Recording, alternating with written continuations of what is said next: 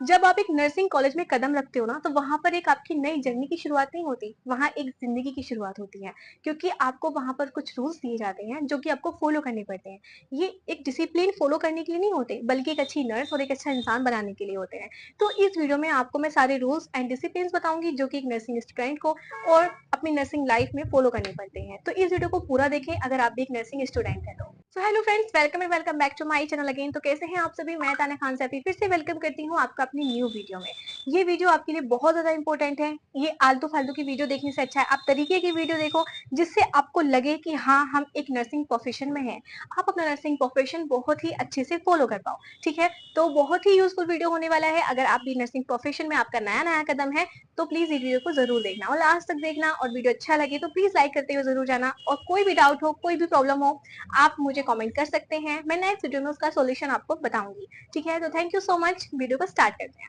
तो जब हम नर्सिंग प्रोफेशन में जाते हैं, तो पहला जो रूल होता है वो हमें फॉलो करना पड़ता है हमारी यूनिफॉर्म से रिलेटेड। हमें प्रॉपर यूनिफॉर्म में वहां बुलाया जाता है। अगर हम प्रॉपर यूनिफॉर्म में नहीं होते हैं, या तो हमें पनिश किया जाएगा, या फिर हमें वहां कॉलेज में एंट्री नहीं मिलेगी। तो ये रूल जो हमें फॉलो करना होता है, ये बहुत ही ज्यादा कंपलसरी है, ताकि हमें वही हैबिट रहे जब हम नर्सिंग प्रोफेशन से जाकर आगे बढ़े, जॉब करें, या कुछ भी अपनी लाइफ में करते हैं, हमारी गवर्नमेंट जॉब लगती है, या कहीं भी कुछ भी करते हैं, तो उससे हमारी हैबिट बनी रहेगी कि हाँ, हमें बहुत ही नीट क्लीन और बहुत ही सादा कपड़े हमें पहनने हैं। इसलिए हमें ये रूल्स पहले से ही हमें फॉलो करने के लिए दिया जाता है, ताकि हमें उसकी हैबिट बनी रहे, ठीक है? तो ये था हमारा रूल नंबर फर्स्ट। सेकेंड है हमारी अटेंडेंस। अटेंडेंस बहुत ज्यादा मोस्ट कंपल्सरी थिंग होती है हमारी नर्सिंग प्रोफेशन में। अगर हम अटेंडेंस का ख्याल रखते हैं, इससे हमें एक बेटर लाइफ जीने का एक रास्ता मिल जाता है कि हाँ, हमें डेली कॉलेज आना है। हमारा एक वो पूरा डे प्लान हो जाता है। अगर हम लापरवाही करेंगे, अटेंडेंस का कोई लफड़ा ही नहीं रहेगा,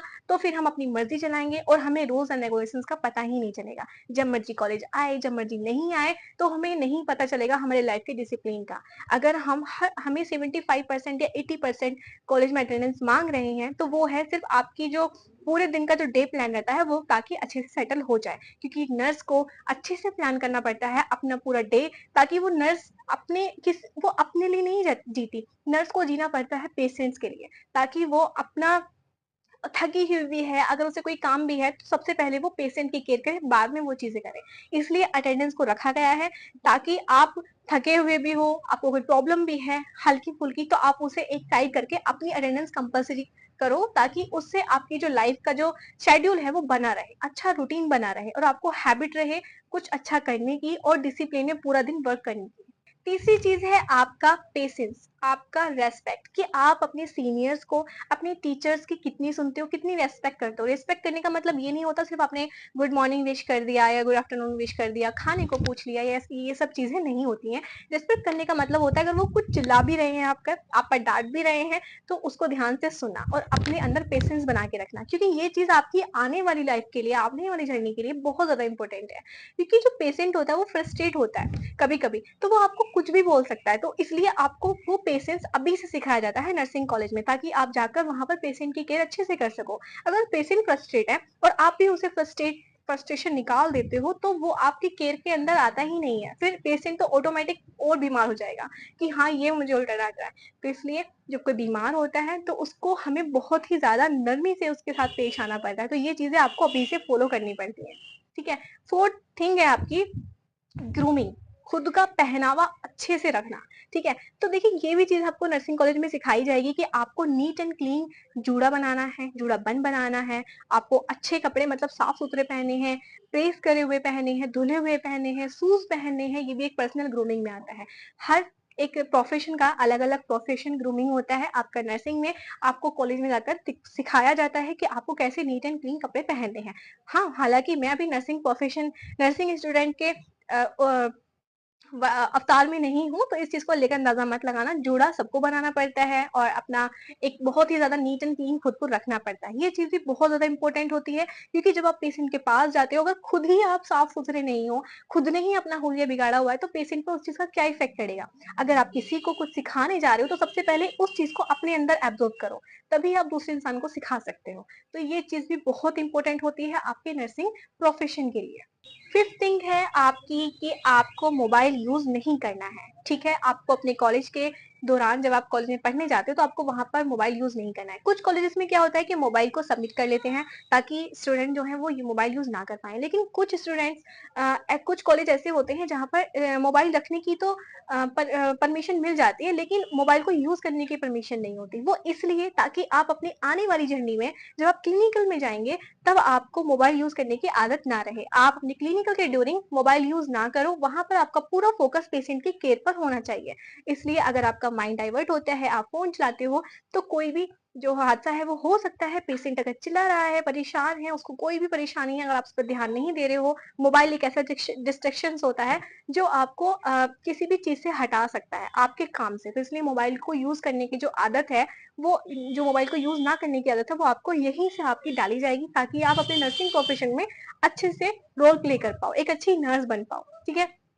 छठी चीज़ जो आपकी है वो है यहाँ पर आपको सिखाया जाता है कि आपको कैसे ग्रुप में काम करना है, टीम वर्क कैसे करना है। ये बहुत ज़्यादा इम्पोर्टेंट होता है। अगर आप साथ में कोलैब करके, साथ में अपना अ, आपने मिल-जुल कर अपना काम करते हैं, तो वो काम बहुत ही अच्छे से किया जा सकता है। इसलिए कॉलेज में ही आपको टीम वर्क दिया जाता है, ग्रुप स्टडी दी जाती है, आपको ग्रुप के साथ प्रैक्टिकल करने होते हैं, ग्रुप के साथ आपको कोई भी रोल प्ले करने के लिए दिया जाता है ताकि आपको आदत बनी रहे सबसे बात करने की, सबसे अच्छे से मिल-जुल कर रहने की, अपना टीम वर्क अच्छे से करने की, ताकि आप क्लिनिकल में अगर जाते हो, अगर कभी आपको फ्यूचर में काम करना पड़ता है, तो आप सबसे मिल-जुल कर अच्छे से काम करो। ये चीज़ें बहुत ज़्यादा इम्पोर्टेंट होती हैं क्योंकि आप अकेले कुछ नहीं कर सकते। अगर आपको सामने वाले से जेलसी है या सामने वाले से कोई भी प्रॉब्लम है, अगर आप उस चीज़ को खत्म नहीं करते हो, तो आप अपना जो नर्सिंग रोल है, वो अच्छे से प्ले नहीं कर सकते। डॉक्टर से ज़्यादा अपने अंदर पेशेंस रखना है, डॉक्टर से ज़्यादा हमें रूल्स फॉलो करने हैं क्योंकि हम वहाँ पर एक ऐसी अ, ऐसा ऐसा पर्सन होते हैं पेशेंट के पास जो हम ही केयर करते हैं, ठीक है? पेशेंट डॉक्टर का काम सिर्फ दवाई लिखना होता है और वहाँ पर आकर चेकआउट करना, बस चेकआउट मतलब कि आकर देखना कि हाँ पेशेंट की कंडीशन क्या है, बस वो सारे रोल हमें ही प्ले करने पड़ते हैं। हम ही पेशेंट की केयर अगर अच्छे से करेंगे तो पेशेंट जल्दी से जल्दी रिकवर होगा।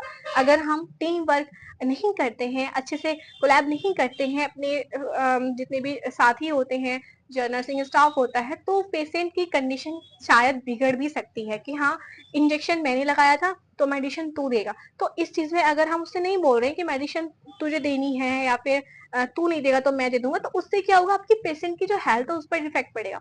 इसलिए आपको वो चीज़ें ध्यान में रखनी है, मिल-जुल कर काम करना है, ताकि आपके पेशेंट की हेल्थ के साथ कोई खिलवाड़ ना हो। तो ये सारे रूल्स आपको अभी से फॉलो करने पड़ते हैं। आपको अपने अंदर पेशेंस रखना है, अपनी ग्रूमिंग, अपने स्टाइल, अपना सब कुछ नर्सिंग प्रोफेशन के अकॉर्डिंग ही आपको लेकर चलना है, ताकि आपकी पूरी जर्नी नर्सिंग की एकदम सेट हो सके और आप अच्छे से अपना इस प्रोफेशन को जी पाएँ, अपनी जर्नी को, ठीक है? अगर आप अच्छे से मानेंगे ना कि हाँ, ठीक है, हमें ये चीज़ें फ़ॉलो करनी है, तो आप कर सकते हो। बाकी अगर आप किसी के बहकावे में आ गए कि यार, आपको तो इतना कुछ करना पड़ता है, ये वो, तो आप पेशेंट की हेल्थ के साथ खिलवाड़ करेंगे। फिर आप नर्सिंग में प्रोफेशन में जाना ही मत, फिर आप नर्सिंग प्रोफेशन में एडमिशन लो ही मत, ठीक है? आप इसे छोड़ दो, अगर आप ये सब चीज़ें फ़ॉलो नहीं कर सकते तो, ठीक है? तो आपको या तो ये चीज़ें फ़ॉलो करनी पड़ेंगी या फिर आप ये सब फिर आप एक अच्छे नर्स नहीं बन सकते। फिर आप सिर्फ अर्निंग करने के लिए ही इस प्रोफेशन में आना चाहते हो, ठीक है? तो ये था मेरा आज का वीडियो। आई होप आप सभी को बहुत अच्छा लगा होगा। आप सभी ने इसे अभी तक कमेंट कर दिया होगा, वीडियो को लाइक कर दिया होगा। चैनल पर नए हैं, सब्सक्राइब करना बिल्कुल ना भूलें क्योंकि ऐसे ही अच्छे-अच्छे वीडियोज़